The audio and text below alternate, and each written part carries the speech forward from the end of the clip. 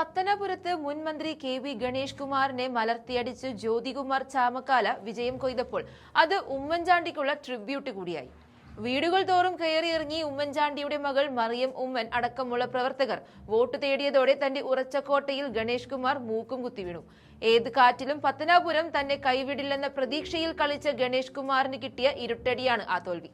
ഉമ്മൻചാണ്ടി എന്ന ജനകീയനായ മുഖ്യമന്ത്രിയെ കള്ളക്കേസിൽ കുടുക്കുകയും അദ്ദേഹം മരിച്ചതിന് ശേഷവും അതിന്റെ ബാക്കിയായി നട്ടാൽ കിളിർക്കാത്ത നുണകളും പടച്ചുവിട്ട വ്യക്തിയാണ് ഗണേഷ് കുമാർ. കാലം കണക്ക് പറഞ്ഞു തുടങ്ങുമ്പോൾ UDF സർക്കാർ ആദ്യം പിടികൂടാൻ പോകുന്നവരിൽ ഒരാൾ മുൻ മന്ത്രി കൂടിയായ ഗണേഷ് കുമാർ ആയിരിക്കും. അതിനുള്ള പണികൾ അങ്ങ് മുകളിൽ നിന്നും ആരംഭിച്ചു കഴിഞ്ഞിരിക്കുകയാണ്. കെ.വി. ഗണേഷ് കുമാറിന്റെ ഡ്രൈവിംഗ് ലൈസൻസുമായി ബന്ധപ്പെട്ട് ഗുരുതരമായ ക്രമക്കേടുകൾ പുറത്തുവന്ന സാഹചര്യത്തിൽ മോട്ടോർ വാഹന വകുപ്പ് വിശദമായ അന്വേഷണത്തിന് ഉത്തരവിട്ടിരിക്കുകയാണ്. 18 വയസ്സ് തികയുന്നതിനു മുൻപ് ലൈസൻസ് കരസ്ഥമാക്കിയെന്നും ഔദ്യോഗിക രേഖയായ ലൈസൻസിൽ പേരിനൊപ്പം MLA എന്ന പദവി ചട്ടവിരുദ്ധമായി ചേർത്തെന്നുമാണ് ഉയർന്നിരിക്കുന്ന പ്രധാന പരാതികൾ. ഈ പൊരുത്തക്കേടുകളെ കുറിച്ച് അന്വേഷിച്ച് റിപ്പോർട്ട് സമർപ്പിക്കാൻ തിരുവനന്തപുരം RTOയെ ചുമതലപ്പെടുത്തിയിട്ടുണ്ട്. ഈ കേസ് തെളിഞ്ഞാൽ അത് ക്രിമിനൽ കുറ്റമാണ്. അകത്തേക്ക് പോകാൻ മറ്റ് തെളിവുകളുടെ ആവശ്യവുമില്ല. ലൈസൻസിലെ വിവരങ്ങൾ പ്രകാരം 1966 മെയ് 25-നാണ് ഗണേഷ് കുമാറിന്റെ ജനന തീയതി.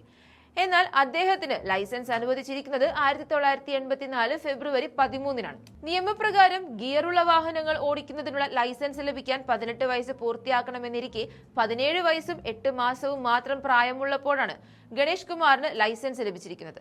പതിറ്റാണ്ടുകൾക്ക് മുൻപ് നടന്ന ഈ നടപടിക്രമങ്ങളിൽ എങ്ങനെ ഇത്തരമൊരു വീഴ്ച സംഭവിച്ചു എന്നാണ് വകുപ്പ് പരിശോധിക്കുന്നത്. 2019-ൽ ലൈസൻസ് പുതുക്കിയ വേളയിലാണ് പേരിനൊപ്പം MLA എന്ന് കൂട്ടിച്ചേർത്തത്. തിരിച്ചറിയൽ രേഖകളിൽ പേര് മാത്രമേ ഉപയോഗിക്കാവൂ എന്ന നിയമത്തിന്റെ ലംഘനമാണിത്. ഏറ്റവും ഒടുവിലായി 2024 നവംബറിൽ ലൈസൻസ് പുതുക്കിയപ്പോഴും ഈ പ്രായവ്യത്യാസം ഉദ്യോഗസ്ഥരുടെ ശ്രദ്ധയിൽപ്പെടാതെ പോയത് മോട്ടോർ വാഹന വകുപ്പിന്റെ വലിയ വീഴ്ചയായി വിലയിരുത്തപ്പെടുന്നുണ്ട്. നിലവിൽ പേരിനൊപ്പമുള്ള പദവി നീക്കം ചെയ്യാനുള്ള നടപടികൾ ആരംഭിച്ച MVD അന്വേഷണത്തിൽ ക്രമക്കേട് സ്ഥിരീകരിക്കപ്പെട്ടാൽ ലൈസൻസ് റദ്ദാക്കുന്നതുൾപ്പെടെയുള്ള കർശനമായ നടപടികളിലേക്ക് കടക്കും. ഗതാഗത മന്ത്രിയായിരിക്കെ മാധ്യമങ്ങളുടെ മുമ്പിലൂടെ KSRTC ബസ് ഓടിച്ച് ട്രയൽ റൺ നടത്തി ഷൈൻ ചെയ്ത ഗണേഷിന് ഇനി ആയുഷ്കാലത്തേക്ക് വാഹനം ഓടിക്കാൻ സാധിക്കാതെ വരും.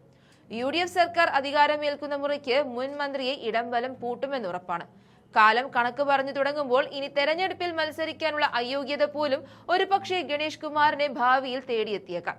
സോളാർ വിവാദ നായിക സരിത നായരെ ഉപയോഗിച്ച് മുൻ മുഖ്യമന്ത്രി ഉമ്മൻചാണ്ടിയെയും കോൺഗ്രസ് നേതാക്കളെയും കരിവാരി തേക്കാൻ ഗണേഷ് കുമാർ ഇറങ്ങിയതാണെന്ന് തെളിവുകൾ സഹിതം പുറത്തുവരുമ്പോൾ തലയിൽ മുണ്ടിട്ടോടുകയാണ് മുൻമന്ത്രി. കോടതിയിൽ ഇത് സംബന്ധിച്ച തെളിവുകൾ നൽകുകയും അത് കോടതി സ്വീകരിക്കുകയും ചെയ്തതോടെയാണ് കാര്യങ്ങൾ ഗണേഷ് കുമാറിന്റെ കൈവിട്ടുപോയത്. ഉമ്മൻചാണ്ടിക്കും കോൺഗ്രസ് നേതാക്കൾക്കുമെതിരെ ലൈംഗിക ആരോപണം ഉന്നയിച്ചുള്ള 4 പേജ് കത്ത് ഗണേഷ് കുമാറിന്റെ നിർദ്ദേശപ്രകാരം എഴുതി സോളാർ കേസ് പ്രതിക്ക് കൈമാറിയത് ശരണ്യ മനോജ് എന്ന മൊഴിയും ഇപ്പോൾ പുറത്തുവരുന്നുണ്ട്. ഈ കേസിൽ സോളാർ വിവാദ നായികയും മൊഴി മാറ്റുമ്പോൾ ഗണേഷ് കുമാറിന് കുരുക്കുകൾ മുറുകുകയാണ്. മന്ത്രി ഗണേഷ് കുമാർ പറഞ്ഞ പോലെ എഴുതിയ കത്ത് ജയിലിൽ കഴിഞ്ഞിരുന്ന സോളാർ കേസ് പ്രതിക്ക് കൈമാറുകയും പിന്നീട് ഈ കത്ത് സോളാർ കേസ് പ്രതി തന്നെ തന്റെ കൈപ്പടയിൽ എഴുതി പുറത്തുവിടുകയുമായിരുന്നുവെന്നാണ് നേരത്തെ തെളിഞ്ഞത്. പ്രതിയുടെ അഭിഭാഷകനായിരുന്ന Feni Balakrishnan Kottarakkara judicial first class magistrate കോടതിയിലാണ് ഇത് സംബന്ധിച്ച് മൊഴി നൽകിയിരിക്കുന്നത്. സോളാർ കേസ് പ്രതിയുടെ കത്തിൽ ഉമ്മൻചാണ്ടിയുടെയും കോൺഗ്രസ് നേതാക്കളുടെയും പേര് എഴുതി ചേർത്തുന്ന കേസിൽ ഗണേഷ് കുമാർ നേരിൽ കണ്ട് സഹായം അഭ്യർത്ഥിച്ചുവെന്നും ഫെനി മൊഴി നൽകിയിട്ടുണ്ട്. ഈ കേസിൽ ഒരു പുനരന്വേഷണമാണ് ഇപ്പോൾ സർക്കാർ ലക്ഷ്യം വയ്ക്കുന്നത്.